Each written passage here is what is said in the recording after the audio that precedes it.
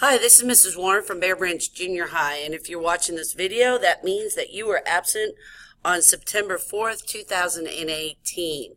The learning target today was, today in history, you'll be able to tell the significance of the colonies of Jamestown and Plymouth, and also compare the two and how they were different and the same. Now, this is what we started off with for the class, and go ahead and go to page 5 in your notebook. Now, this is for Mrs. Warren's class, so please check with Mr. Fetter, Coach Yates, or Miss Music to see if this is a direction for their notebook, because some of us are on different pages.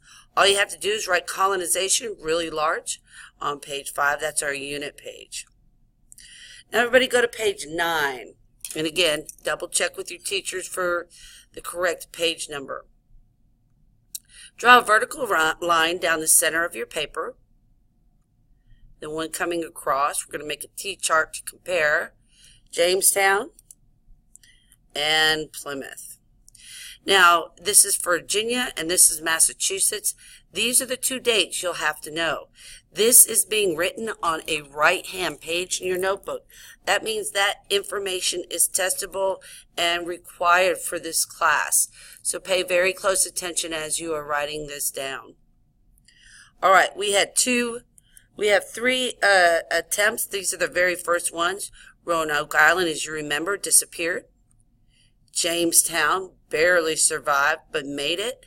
It was the very first permanent English colony. And the second one to come along that we're going to talk about mainly today is Plymouth.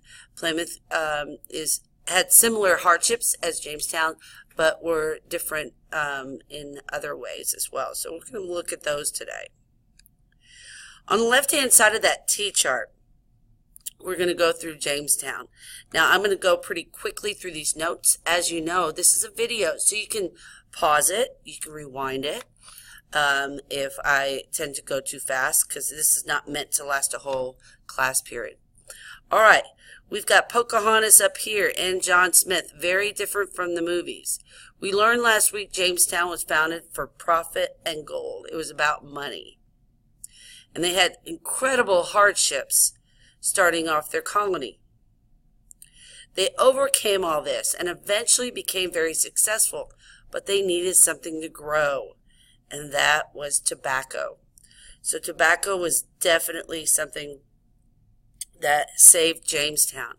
Make sure that you are writing skipping lines in between the subheadings, and you are underlining everything that you see underlined on your screen. But the most important and significant thing about Jamestown is that it was the first permanent English colony. This allowed other people from England and Europe to say, you know what, it's okay, I can do that too. And this led to the rest of our colonies being established, which will eventually become the first 13 states of the United States. Now, this is a picture of tobacco. If you enter this into your browser, this will come up with a video about Jamestown. I'm going to have you skip the brain snack for today. And we're going to be moving on to talk about the Pilgrims and Plymouth. Now, the Plymouth was a place in England. And in England, you're only allowed to belong to one type of church. And if you didn't, you were persecuted or punished for your beliefs. They did not want to be with the Church of England, and they called themselves separatists. They wanted to separate. And they moved around several different times and then found about this great opportunity to go to the New World and establish their own home to worship as they wanted. So we're going to turn our attention to the Pilgrims. Now, we have a different story about the Pilgrims than what you probably grew up with. Initially, the Mayflower, which was the ship the Pilgrims came on, was supposed to go to the mouth of the Hudson River, which is here where New York City is now, well, that's where New York City is. But they were caught in a storm and they were blown off course. And they ended up in this area here. This is where Boston is today and Cape Cod.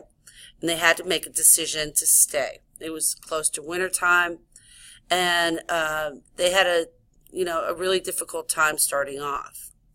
Okay, so let's go ahead into the right side of your T-chart in your notes. And once again, motivations. They came here to establish a colony that was for religious freedom. Now we call them the Pilgrims. Anybody that makes a religious journey or a journey to a holy place is called a pilgrim. But they call themselves the Separatists. So you're going to skip a line. And they had many hardships, just like Jamestown did. Bad water, disease, terribly harsh winter. But when they got there, they knew how to farm in England, but they did not know how to farm the geography of New England. So they had to get quite a bit of help from Native Americans, but in that first year, over half of them died. Now, they eventually, again, became successful. Now, one of the things that kept them from all dying out was before they got off the boat, there was two groups of people on that boat. They were the Pilgrims and another group of people that were just regular farmers that were there to start a better life. They were called the strangers. Now, they argued quite a bit back and forth between these two groups about who was going to be in charge, but they both knew they needed each other to survive. So they wrote down a set of rules for themselves to govern their colony because there was no other government around, to make sure people followed the rules and that people could choose and vote on different things that the colony needed, and the voting helped them make decisions, and the majority ruled the vote.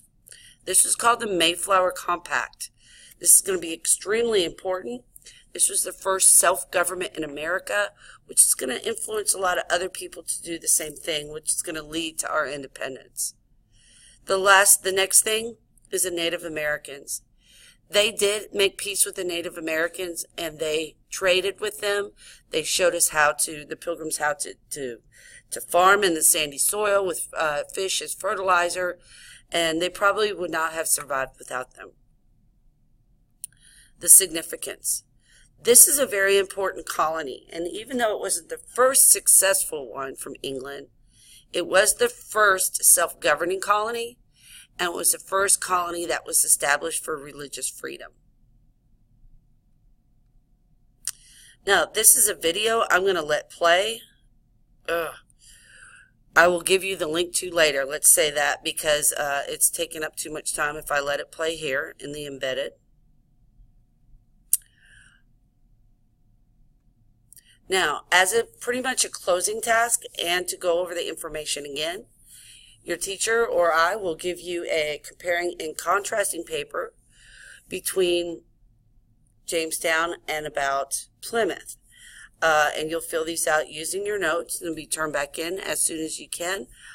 There will be a grade. And once again, today's learning target was, what was the significance of Jamestown and Plymouth, and how did they compare? So by completing these tasks, make sure your notes are easily read. You'll reach your learning target today. Again, if you have any questions, please ask.